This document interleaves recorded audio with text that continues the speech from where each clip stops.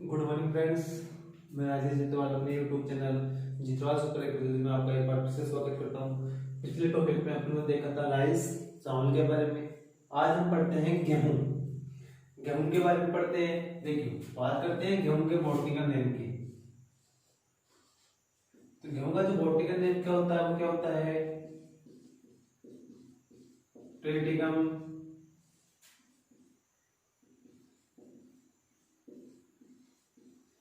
Aestivum. Botanical name क्या होता है? ट्रिटिकम एस्टिवम होता है। बात करें इसके कुल की, तो इसका कुल होता है वो ग्रेमिनी होता है। ग्रेमिनी या इसी को बोलते हैं घास कुल। ग्रेमिनी या घास कुल से बोल सकते हैं। उत्पत्ति स्थान होता है दक्षिणी पश्चिमी एशिया। दक्षिणी पश्चिमी एशिया या टर्की। दक्षिणी पश्चिमी एशिया या टर्की। बात करें इसके बाद में इसके अंदर टेम्परेचर की, तापमान, जो मोस्ट तापमान की बात करें तो पहले बात कर लेते हैं अंकुरण। जो अंकुरण होता है उसके समय तापमान चाहिए वो कितना चाहिए? होता है 20 से लेकर 25 डिग्री सेंटीग्रेड। अंकुरण के बाद में क्या होगी? वृद्धि। तो वृद्धि के समय जो तापमान चाहिए वो तापमान कितना होना चाहिए? 10 से लेकर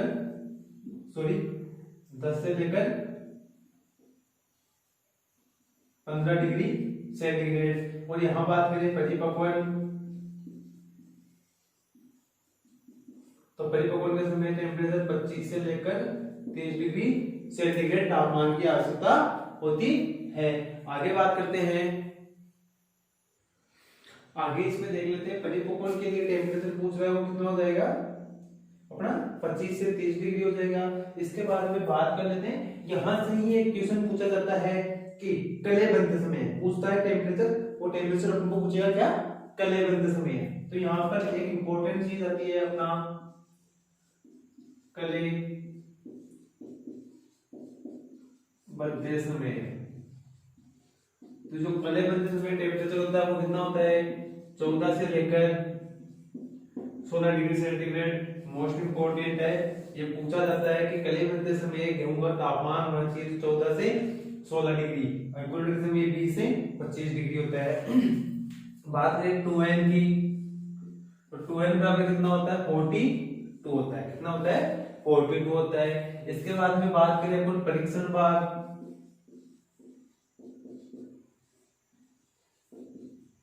जो परीक्षण भाग होता है 1000 दानों का भार। कितने दानों का भार? 1000 दानों का भार। वो कितना होता है इसका? वो होता है 40 से 42 ग्राम। कितना होता है? 40 से 42 ग्राम। बात करते हैं इसके बाद में मृदा, तो मृदा कैसी चाहिए? बलुई दोमट मृदा। कैसी चाहिए? बलुई दोमट मृदा की आवश्यकता होती है।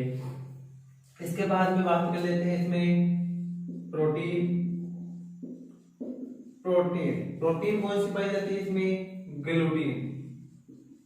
कौन सी प्रोटीन पाई जाती है? ग्लूटीन प्रोटीन पाई जाती है। कितनी परसेंट प्रोटीन होती है? ये होती है 11.7%। कितनी? 11.7% ग्लूटीन प्रोटीन इसमें पाई जाती है। यहाँ काम ग्लूटीन प्रोटीन का कार्य क्या होता है? ये होती है डबल रोटी में। किसमें? डबल रोटी। एक चीज और ध्यान रखना, जो गेहूं की प्रोटीन होती है ग्लूटीन, इसमें नियोसिन, एक तो नियोसिन और एक थायमीन की मात्रा भरपूर होती है। नियोसिन और थायमीन की मात्रा भरपूर होती है। तो प्रोटीन कौन सी होगी? ग्लूटीन। कितनी? 11.7%। डबल रोटी काम बनती है उसमें, और नियोसिन और थायमीन की मात्रा भरपूर पाई जाती है। उसके बाद में बात कर लेते हैं जीन की। जीन कौन सा पाया जाता है? अपन ने धान में देखा था डीजीओ जीन था। बोनेबल के लिए जीन कौन सा? डीजीओ। यहाँ पर बोनेबल के लिए जीन कौन सा होगा? वो जाएगा नोरिटेन। किसने दिया था? डॉक्टर एनी बोरलॉग ने दिया था। किसने? डॉक्टर एनी बोरलॉग में दिया था 1960 के अंदर। ये एक जापानीज अलग से किस्म निकाली हुई थी 1960 में रोडकर यानी बोरलॉग ने। तो जीन कौन सा होता है इसमें? नोलिन 10 होता है। आगे देख लेते हैं इसके अंदर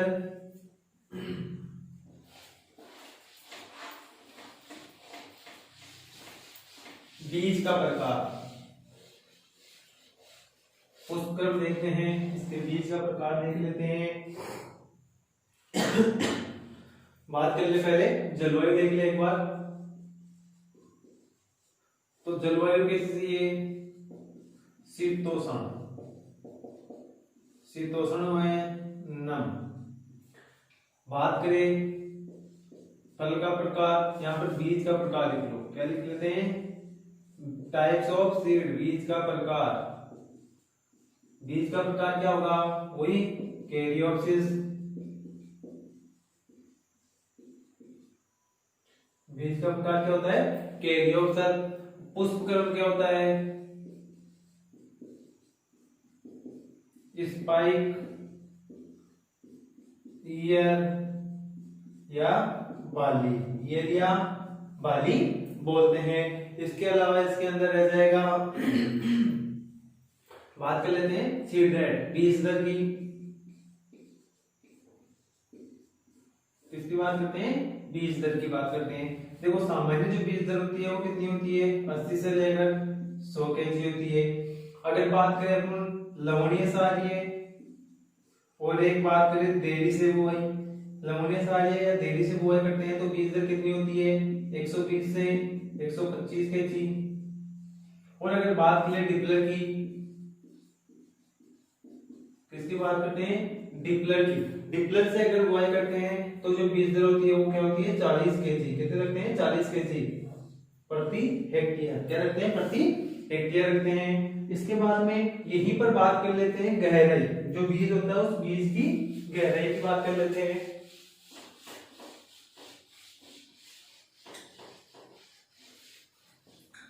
बीज की बुआई करते हैं तो उसकी गहराई की देखो मोस्टली जो गहराई रखते हैं औसतन वो कितने रखते हैं? 5 सेंटीमीटर रखते हैं। कितने रखते हैं? 5 सेंटीमीटर रखते हैं। परंतु बात करें 3 जीन वाली, 2 जीन वाली और 1 जीन वाली, अगर गहराई की बात करें तो तीनों के लिए अपन अलग अलग बता सकते हैं कि कौन सी के लिए गहराई कितनी चाहिए और कौन सी के लिए गहराई कितनी चाहिए। अब यहां ध्यान रखना, 1 जीन वाले के लिए गहराई होगी वो रखते हैं 5 से 6 सेमी, 2 जीन वाले के लिए क्या रखते हैं? 4 से 5 सेमी, और 1 जीन वाले के लिए रखते हैं 4 सेमी। कितने रखते हैं? 4 सेमी। अगर अलग से पूछे तो यहां से बता सकते हैं, और औसतन पूछता है तो 4 से 5 सेमी, मोस्टली 5 सेमी गहराई रखते हैं। उसके बाद में बात कर लेते हैं खाद्य उर्वरक, खाद में उर्वरक की।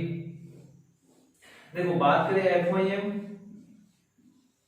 इसके बाद में नाइट्रोजन, फास्फोरस और पोटेशियम। नाइट्रोजन, फास्फोरस और पोटेशियम FIM होती है। कितने लेते हैं? ये लेते हैं 8 से 10 टन। कितने लेते हैं? 8 से 10 टन लेते हैं।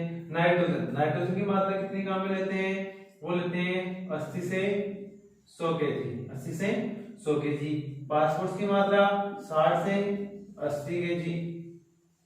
पोटेशियम की मात्रा 40 से लेकर 60 kg प्रति हेक्टेयर रखते हैं। क्या करते हैं? प्रति हेक्टेयर रखते हैं। यहां से एक इंपॉर्टेंट क्वेश्चन होता है नाइट्रोजन से। अगर गेहूं की जो उपज होती है वो कितनी हो? 60 क्विंटल प्रति हेक्टेयर होती है तो नाइट्रोजन की मात्रा लेते हैं। तो नाइट्रोजन बराबर पूछा जा सकता है, नाइट्रोजन 60 क्विंटल प्रति हेक्टेयर उपज हो तो गेहूं की मात्रा में जो नाइट्रोजन लेते हैं वो कितना लेते हैं? तो ये बढ़कर कितना हो जाता है? यहाँ पर नाइट्रोजन कितना आ जाएगा? 120 kg। कितना आ जाएगा? 120 kg हो जाता है। मोस्ट इंपोर्टेंट क्वेश्चन यहाँ से उठता है कि अगर गेहूं की जो उपज होती है वो कितनी हो जाए? 60 क्विंटल हो जाए तो वहां पर क्या काम, कितना नाइट्रोजन काम में लेते हैं। अब बात करते हैं सिंचाई की। जलमार्ग की कर लेते हैं और सिंचाई की कर लेते हैं। जलमार्ग,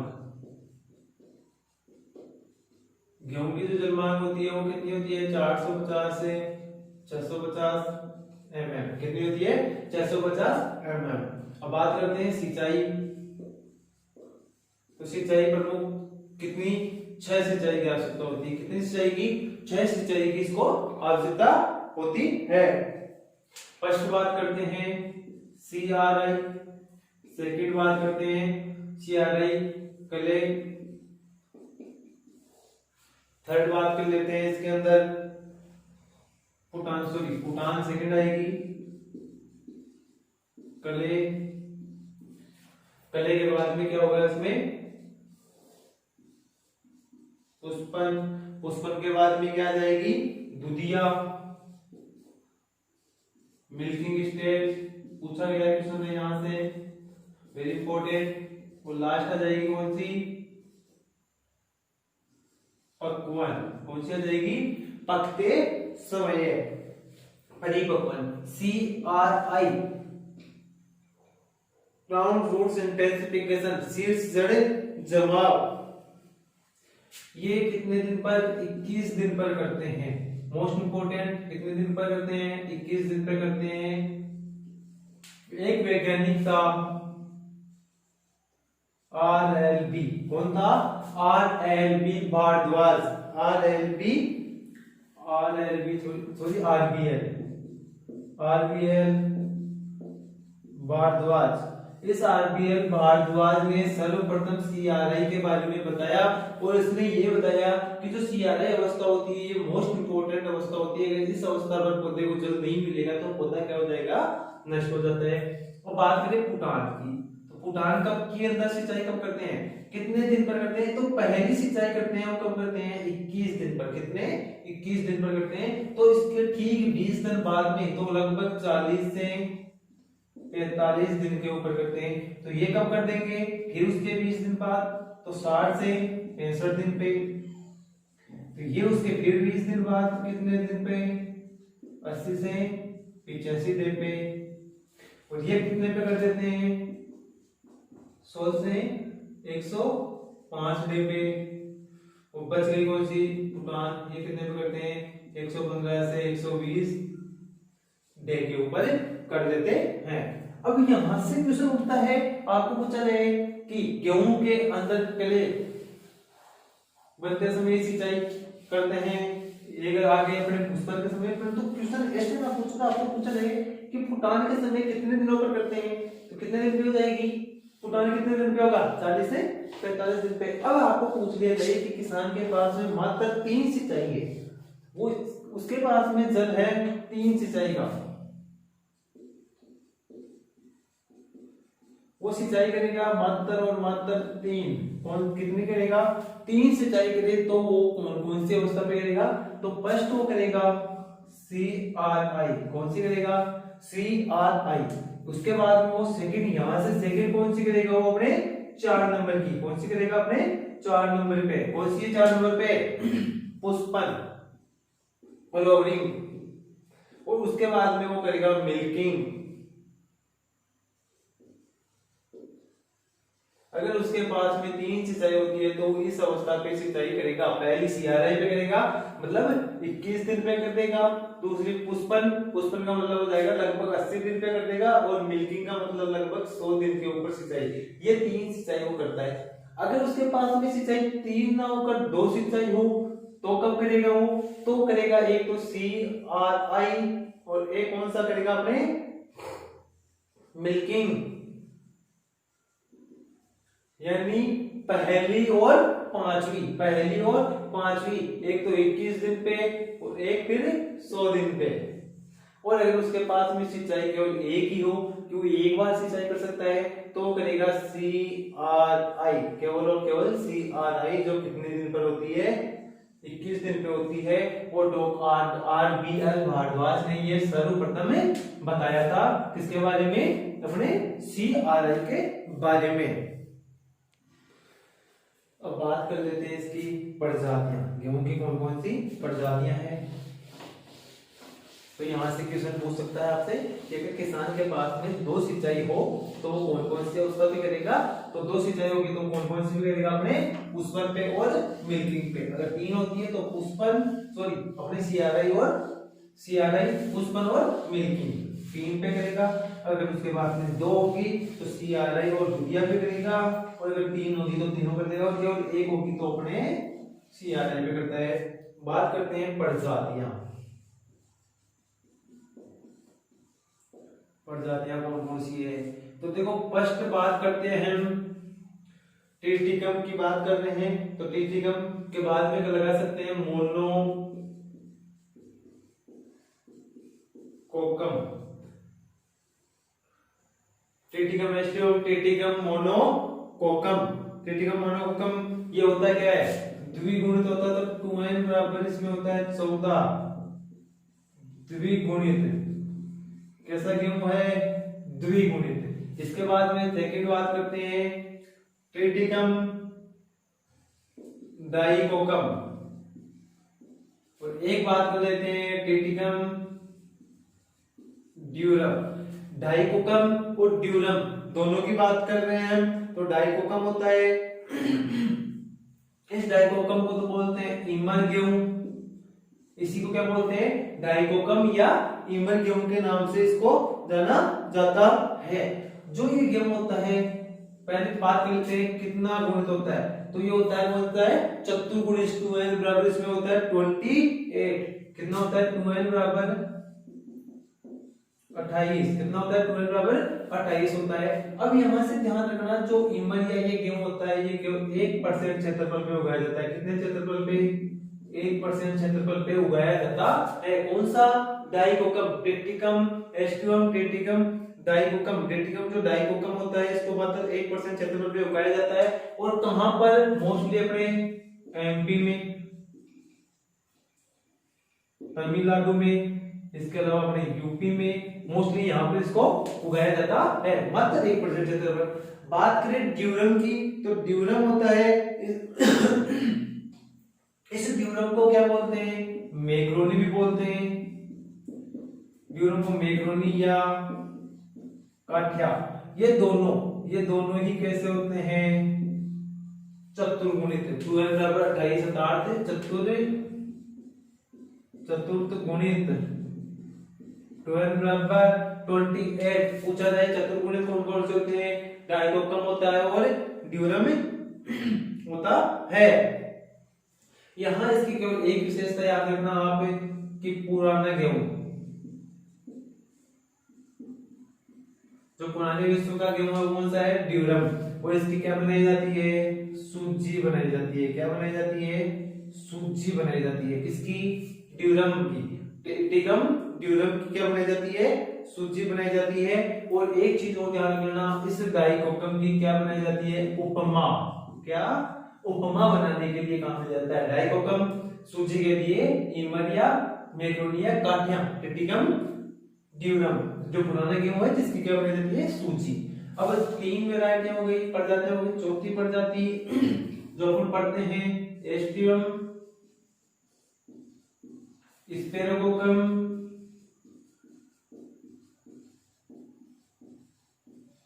और एक होता है वल्गेर। टिटिकम 6, परंतु कौन कितनी प्रजातियां होती है, 6 प्रजातियां होती है। बात कर रहे हैं होती क्या है, तो 2n बराबर की बात करें तो कितना होता है इसमें 42 अर्थात 60 गुणित होता है। कितना होता है, 60 गुणित गेहूं होता है। अब यहां से इंपॉर्टेंट चीज ये है, ये था, ये आयातित है। क्या है ये, आयातित है, परंतु भारत में सर्वाधिक उपयोग, भारत में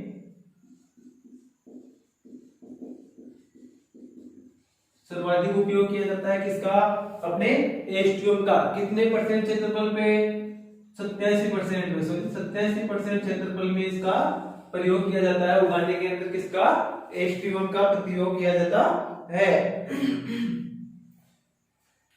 और एक चीज कि जो अपने हरित क्रांति था उसके लिए उत्तरदायी कौन सा है, एस्टियम। हरित क्रांति के लिए। किसके लिए? हरित क्रांति के लिए। अब इंपॉर्टेंट चीज है, देखो यहां से ध्यान रखना, हरित क्रांति डॉक्टर एनी बोरलॉग कौन था? एनी बोरलॉग मेक्सिको से लेकर आया था। किसे? ट्रिटियम एस्टियम को मेक्सिको से लेकर आने वाला वैज्ञानिक कौन था? डॉक्टर एनी बोरलॉग था, और हरित क्रांति के लिए उत्तरदायी होता है। इसके बाद में बात करें स्पेरोकोकम की, तो ये क्या होता है? इसकी विशेषता एक होती है कि इसके जो दाने होते हैं वो कैसे होते हैं? छोटे दाने, छोटे व बालियां होती है ना, जो बाली होती है वो क्या होती है?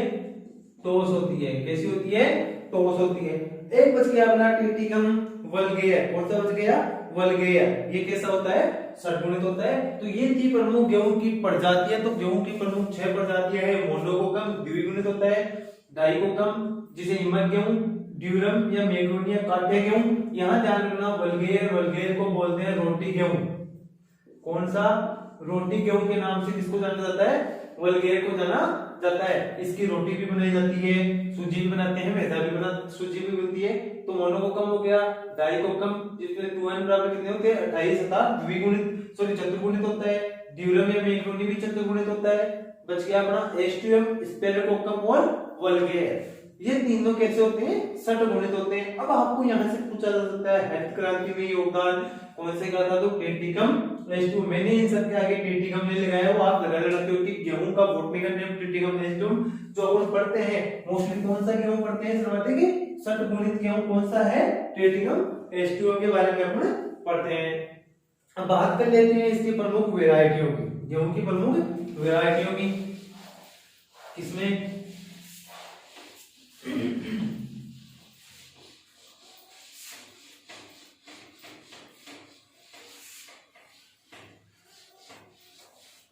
गेहूं की प्रमुख किस्में कौन कौन सी है?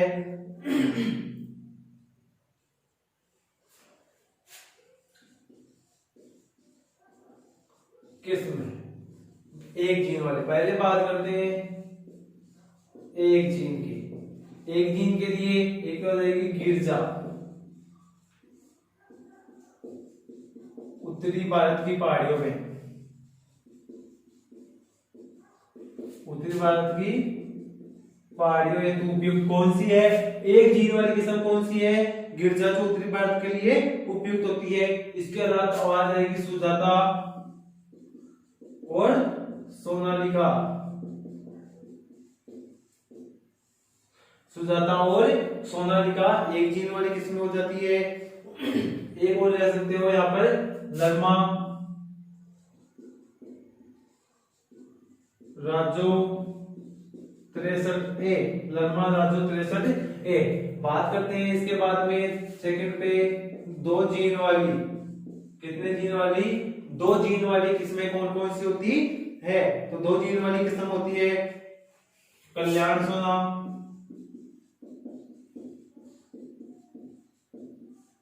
कल्याण सोना। इसके अलावा एक होती है अपनी अर्जुन, जिसको SD 2009। इसकी विशेषता क्या होती है? ये होती है मोलिया रोग रोधी।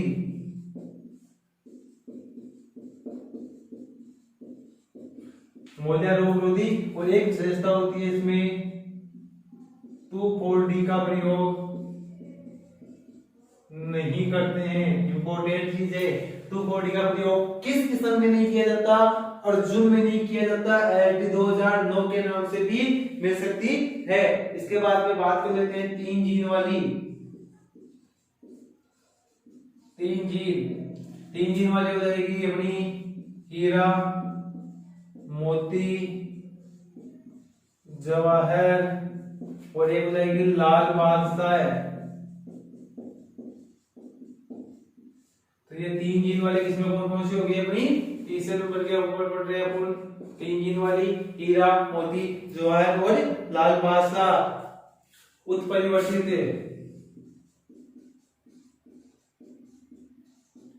म्यूटेंट किस्म, उत्परिवर्तित किस्में कौन कौन सी है? कौन कौन सी हो जाएगी उत्परिवर्तित किस्में? सरबती सोनारा, सरबती सोनारा और पूसा लरमा, सरबती सोनारा और पूसा लरमा।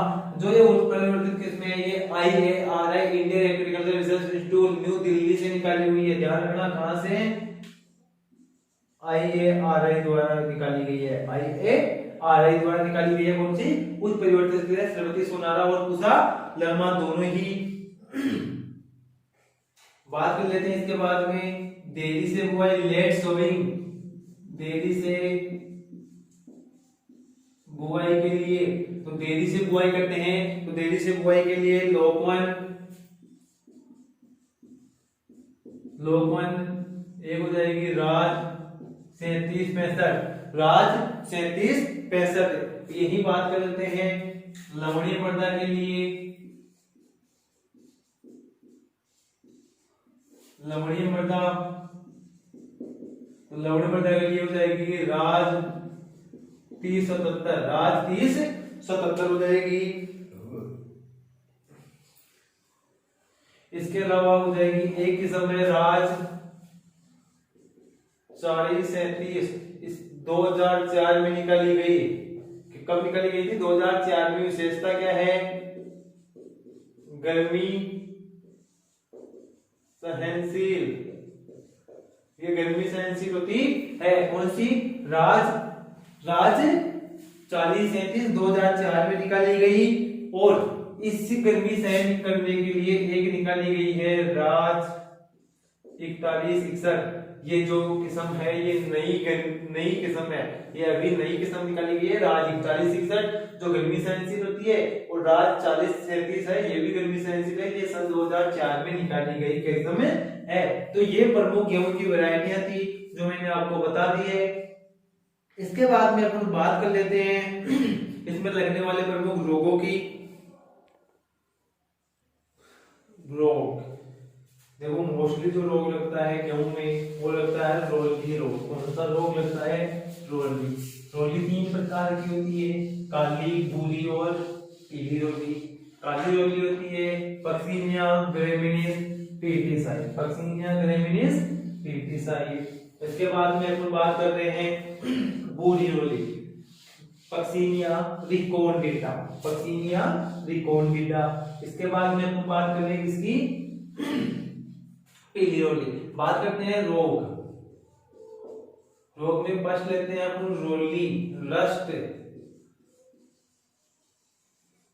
रस्ट या रोली रोग। रस्ट 3 प्रकार की होती है, कितने प्रकार की, 3। पहली बात करते हैं काली, सेकंड बात करते हैं भूरी और थर्ड बात करते हैं पीली रोली। किसके द्वारा फैलती है, पक्सिनिया ग्रेमिनिस ट्रिटिसाई, पक्सिनिया ग्रेमिनिस ट्रिटिसाई। ये किसके द्वारा फैलेगी, पक्सिनिया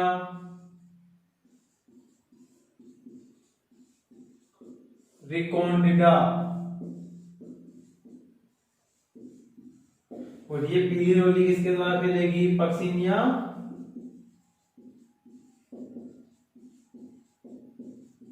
स्ट्राइफॉर्मिस, किसके द्वारा फैलती है, पक्सिनिया स्ट्राइफॉर्मिस। तीनों का लक्षण क्या होगा इनका, काला चूर्ण, क्या बनता है, काला चूर्ण। और उपचार क्या करेंगे इसका, मैनकोजेब, सल्फर चूर्ण। मोस्टली कौन सा काम लेते हैं, सल्फर चूर्ण 0.5%। कितना लेते हैं, 0.5% सल्फर चूर्ण का उपयोग किया जाता है। ये रोग कौन सा था अपना, रोली रोग। इसके अलावा केराथिन, एक और ले सकते हैं केराथिन। यहाँ पर सॉरी इसकी मात्रा 0.2% रखते हैं, 0.2% रखते हैं। तो पहला रोग था रोली, 3 प्रकार का होता है। कौन कौन सी, काली, भूरी और पीली। याद रखने के लिए सीधा सा है, काली है, इसमें क्या होगा, 3 वर्ड आएंगे, ध्यान रखना, काली है तो 3 वर्ड आएंगे। भूरी और पीली में अगर कंफ्यूजन हो तो यहाँ पर री आ रहा है और यहाँ पर भी री आ रहा है, रिकॉर्डिडा, री रिकॉर्डिडा। यहाँ पर पीली के अंदर बच जाएगा क्या, पक्सिनिया स्ट्राइबोर्निस। अगला रोग बात करते हैं, पहला हो गया दूसरे रोग की। दूसरा रोग कौन सा होता है इसके अंदर, अनावट तंतु की बात कर लेते हैं। अनावट कंडवा, अनावट कंडवा होता किसका है ये, अंतः बिजोड़। कैसा होता है ये, अंतः बिजोड़ होता है, अनावट कंडवा अंतः बिजोड़ होता है। किसके द्वारा, कवक के, और कवक का नाम क्या होगा, ओस्टियो लेग्यू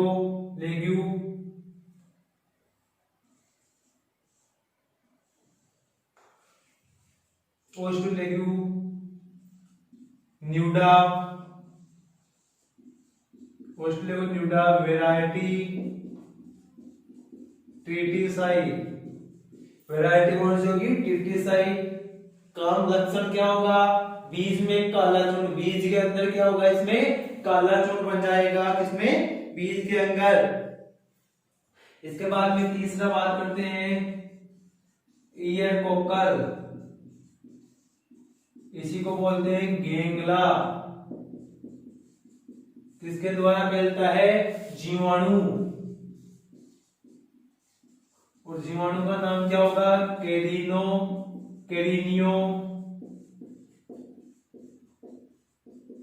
बैक्टीरियम। कैरिनोबैक्टीरियम नामक जीवाणु के द्वारा फैलता है कौन सा रोग, ईयर कोकर या गेंगला रोग फैलता है। अगले रोग की बात करते हैं, टुंड्रू रोग। कौन सा रोग, टुंड्रू। ये दो के द्वारा फैलेगा टुंड्रू रोग, जीवाणु और कवक दोनों के द्वारा फैलेगा। तो बात करते हैं चौथा रोग, टुंडू रोग। कौन सा बात करते हैं, टुंडू, इसी को क्या बोलते हैं, सेऊ भी बोलते हैं। क्या बोलते हैं इसको, सेऊ। दो चीजें लगती है इसमें, जीवाणु प्लस सूत्रकृमि, जीवाणु और सूत्रकृमि।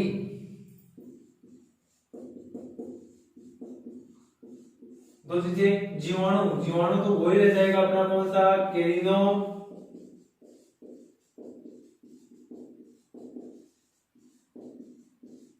कैरिनोबैक्टीरिया नामक जीवाणु। वो यहाँ सूत्रकृमि की बात करें तो सूत्रकृमि हो जाएगा एंग्यूना ट्रिटिसाई, एंग्यूना ट्रिटिसाई नामक सूत्रकृमि। वह कैरिनोबैक्टीरियम जीवाणु मिलकर कौन सा रोग फैलाते हैं, टुंडू या सेऊ रोग फैलाते हैं। नेक्स्ट बात करते हैं पुणे करनाल बंट। कौन सा बात करते हैं, पांचवा करनाल बंट। करनाल बंट नामक रोग की बात करते हैं तो कवक, और कवक का नाम निवोसिया इंडिका, निवोसिया इंडिका। करनाल बंट, इसको करनाल के अंदर, किसमें, करनाल के अंदर मित्र नामक कीट ने, सॉरी मित्र नामक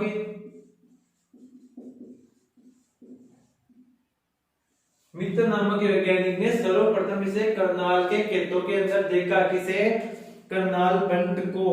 किसने देखा, मित्र नामक वैज्ञानिक ने देखा था। वो सड़ी हुई मछली के समान गंध आती है, सड़ी मछली के समान गंध। क्या आता है इसमें, सड़ी हुई मछली के समान गंध आती है। एक बच गया इसके अंदर, मोलिया रोग। 6 नंबर में मोलिया। मोलिया रोग किसके द्वारा फैलेगा, हेटेरोडेरा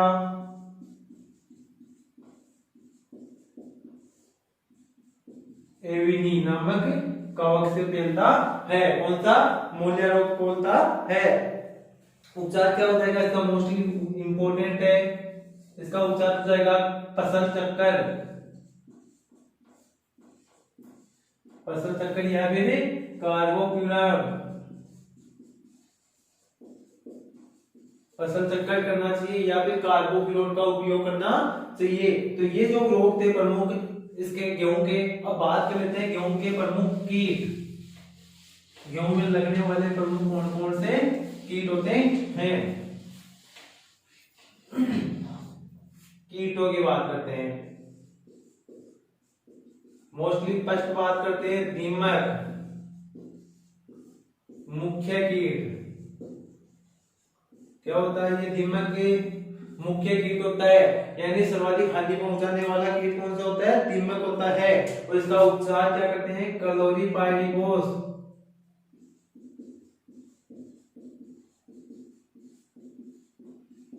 दीमक सर्वाधिक हानि पहुंचाता है, इसका उपचार क्या होता है? क्लोरीपाइरिफॉस। और एक दूसरा की बात करें तो लगता है सैन्य कीट।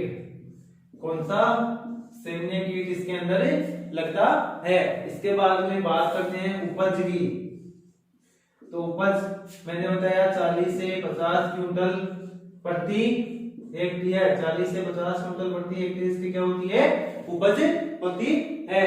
और इसके अलावा इसमें बात करें अपन मिलिंग परसेंट, तो मिलिंग परसेंट होती है वो होती है 85%। यहां हम कह सकते हैं दाना में छिलका, दाना और छिलके का अनुपात कितना होता है? 85:15। कितना होता है? 85:15 होता है। इसके बाद में अगर लगभग अपना कंप्लीट है तो यहाँ पर कह सकते हैं दाना और छिलका, छिलके को भूसी भी बोलते हैं, मालूम हो तो आपको। इसके अलावा कटाई सूचकांक की बात करें, कटाई सूचकांक यानी नमी, यहाँ पर नमी की बात कर रहे हैं। कटाई के समय जो नमी होती है वो कितनी होती है? 25 से 30% नमी होनी चाहिए। तो डियर फ्रेंड्स, गेहूं कंप्लीट है। जितना मोस्ट इंपोर्टेंट हो सकता था यहाँ से मैंने उठाया है। आगे फिर लेके आएंगे कुछ नया। और क्रॉप्स आज के लिए इतना ही। अच्छा लगे तो लाइक करें, शेयर करें एंड कमेंट करें। Thank you friends.